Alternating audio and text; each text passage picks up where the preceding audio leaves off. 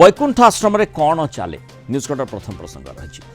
वैकुंठ आश्रम को नहीं जो कड़े कल्कि भगवान सेठी रोचंती ए प्रकार जो चर्चा है तापरे तंबी तोफान बढ़िला एवं लोकंकर प्रतिवाद स्वर मध्य उठी से वैकुंठ आश्रम को कादुओ माड़ होईछि। खंडगिरी आश्रम फाटक कादुओ बोली तीव्र प्रतिवाद करिसेंति विभिन्न महिला संगठन।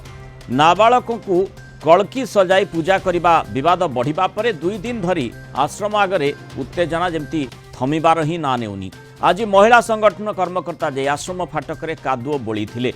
यास पूर्वरु आश्रम को आसीथिबा बेले कल्कि बाबा 2 लाख टंका दाबी करथिले बोली जने युवती भी कहिसंती। सेपटे वैकुंठ धामर रहस्य खोलुथिबा कहा जाउछि। आश्रम रे मापचुप करिछि जिला प्रशासन। मापचुप सरिछि जिलापाल निर्देश क्रमे मापचुप करिसंती 8 जणिया टीम। बीडीए जीए एवं तहसील टीम पहुंची आश्रम रे मापचुप करथिले। सरकारी ना बेसरकारी जमी तनाघना तदंत जारी रही। यापर सरकार को रिपोर्ट दिया जहाँ जो पदक्षेप विभाग नेब ताकू लागू करा जिवो। सरकारी प्लॉट रे आश्रम निर्माण होइतिले उच्छेद हेबो। एहा सह निखिल ओडिशा स्वेच्छासेवी महासंघ महिला माने मध्य याक विरोध करुछंती। तुरंत कल्कि बाबा एवं तांको बापा क्षमा मागंतु बोली दाबी करिसंती।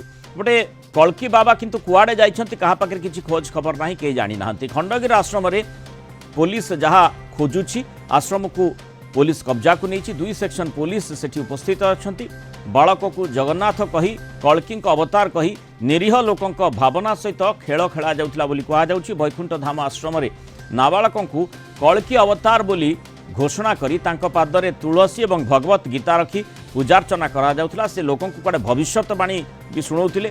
तेणु एठी प्रश्न उठुछि कुनी बालकों को कल्कि अवतार किए सजैथिले, कौन उद्देश्य थिला, किछि षड्यंत्र रही कि जो कथाटी कहा जाउछि लोकंकर भावना सहित खेला जाउथला। ए सबुर पुलिस रहस्य भेदिबा आशा करा जाउछि। कि तार भितरे माने कल्कि आश्रम बोली जहाको बा वैकुंठ आश्रम बोली जहाको कहा जाउछि से भितरे कौन चलीथिला जने युवती ता भीतर को जानती एवं से कौन प्रतिक्रिया रखिछंती कल्कि माने जो वैकुंठ आश्रम रे कौन चले आसंतु शुणिनबा।